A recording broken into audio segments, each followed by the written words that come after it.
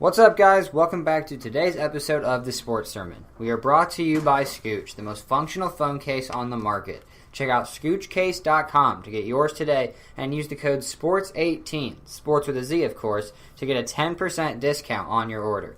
Stay tuned till the end for a special Scooch giveaway as well. But now, today's episode.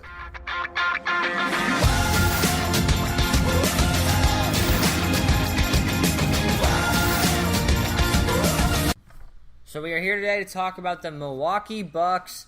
They did not make many changes, but the one change they did make was Jabari Parker walking. They got Mike Budenholzer to come in as coach. They signed Brook Lopez. But besides that, a pretty quiet offseason for the Milwaukee Bucks. I'm Jason Gandhi. I'm with Dylan Staggy. Just us two today. But Dylan, like I mentioned, Jabari Parker walked this offseason. Did it surprise you the Bucks got nothing on that return for Jabari this season? I mean, definitely a little bit. They didn't really have any cash to pay him, but I'm surprised that they didn't try to trade some pieces away and try to get him back, because this team is quickly just becoming Giannis and a bunch of castaways around him. I mean, Jabari would still, I still think he has potential. He still has a place in this league, still has a place that he could have been on the Bucks, but I mean, the Bucks just, I guess, couldn't find a way to muster up the $20 million to match that contract offer from the Bulls.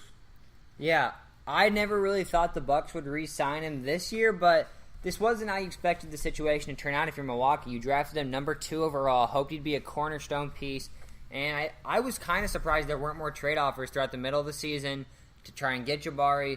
But when he isn't healthy, I guess not that many people wanted him. When that report came out in free agency that not many teams wanted him, so I guess Jabari Parker wasn't that much of an asset like I guess I personally thought he was. Yeah, I mean, we don't know how much money he was demanding in free agency either. He got $20 million for this year. If he was demanding that in a long-term deal from other teams, I can definitely see why other teams didn't want him, but yeah. Yeah. So the Bucks, like I said, have been quiet with free agency besides Brook Lopez. Are you okay with it, and if so, why? Again, they really didn't have a choice because they didn't have any cap space, but I mean, you look at teams like the Thunder, who continuously try to improve their team in different ways every single year with Sam Presti as their GM, even though they didn't have money, such as getting the Dennis Schroeder from the Hawks this offseason, when they were hundreds of millions deep in the luxury tax in the trade to get off of Melo's contract. Things like that, I mean, the Bucks just really aren't doing. Instead of trying to improve their core around Giannis, it just keeps dwindling away. And, I mean, the Bucks have, I guess, got to internally develop now guys like Thon Maker to try to be able to get back up in that Eastern Conference conversation. Yeah, I mean, most of their cap was taken up, and they just need guys to develop. They got DiVincenzo in the draft, who I know you were high on coming into this draft. They also got DJ Wilson last year. They really are hoping for one of them to boost this team into that next tier, but personally, I'm not too optimistic. Yeah, I mean, I'm not either. Malcolm Brogdon, I mean, he's got to take a step forward. Can he be the point guard of the future? What are you going to do with Eric Bledsoe? Chris Middleton, you've got to re-sign now. I think there's a lot of questions for the Bucks. Yeah, I 100% agree. So Budenholzer comes in, takes over an experienced Bucks team. What do you see realistically for the Milwaukee Bucks? I mean, this year I think you're looking at a 6 to 7 seed if you're the Bucks. Obviously, Giannis is fantastic. He's a great player. But, again, there's just so many questions around him. Can these other guys come in and produce? And is Giannis able to carry a team to be a top 4 or 5 team in the West or the East? I don't really think so. So I would say more of a 6 to 7 seed for the Bucks this year. Yeah, so I really like Budenholzer, but besides that, I'm really not as high as others on this Bucks roster. Eric Bledsoe's Brogdon wasn't great. Chris Middleton I do like a lot. Giannis obviously is very good, but then John Henson's a bum. Thon Maker's underwhelmed so far. But, Giannis does not get any criticism. Since he was drafted, they have lost in the first round 3 times. He has never won a playoff series as a 5-year player and a 3-year, quote, superstar. It just surprises me right or wrong that more people aren't on him. I think the Bucks are at best a fringe playoff team that's a 7 or 8 seed. Yeah, I mean, for Giannis, I don't think he gets as much hate because, one, he has improved every single year that he's been in the league. But so did Anthony Davis, and you heard it the whole time that he didn't win a playoff series until he did this year. I mean, I really didn't criticize Anthony Davis. Oh, I don't either. I don't criticize Giannis myself. I'm surprised that the narrative publicly is not more, why isn't Giannis winning a playoff series? The Celtics, yes, the Celtics made it to the Eastern Conference Finals and they got hot, but they definitely should have won that series. Yeah, I mean, I would say just because Giannis was so bad and didn't have really any expectations when he first came into the league, and again, everyone expects the Bucks to be, they have expected the Bucks to be more of an up-and-coming team in these last few years. I think the narrative will start to change. Yeah, that was my next question. Is when does the criticism, when is it fair to start questioning? Is it when he gets to be a 7-year guy, 8-year guy? He's at 5 right now.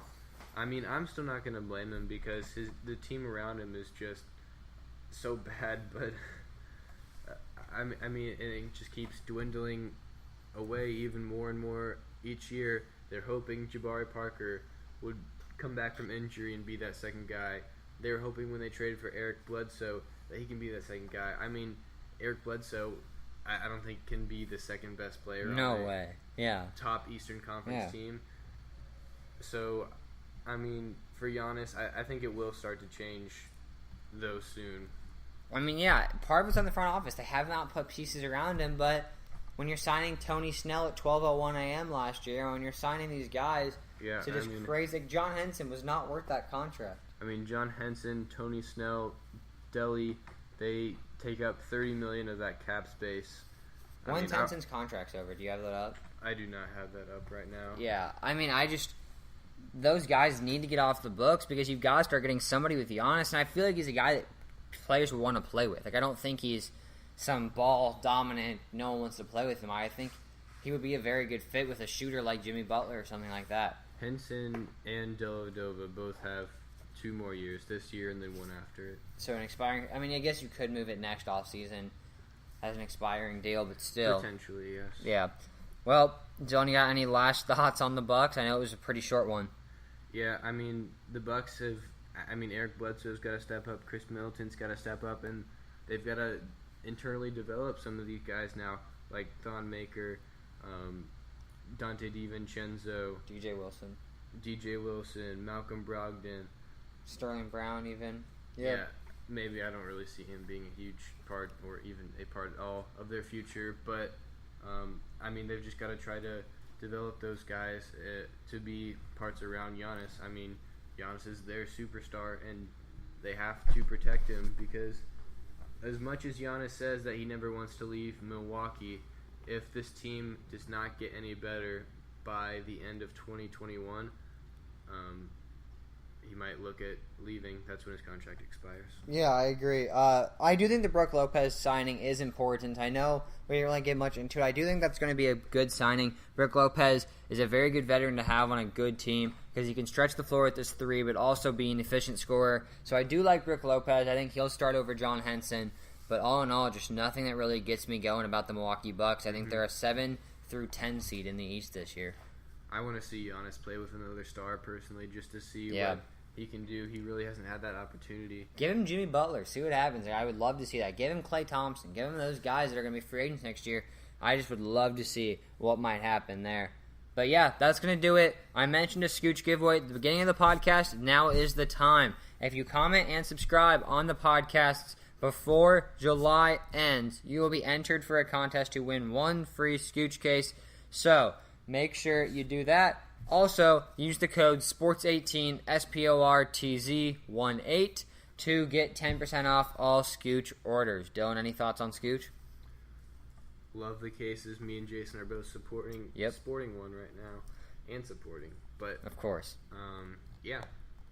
great case. Yeah, Scooch is amazing. Yeah, Scooch is the case for sure. Make sure you get it.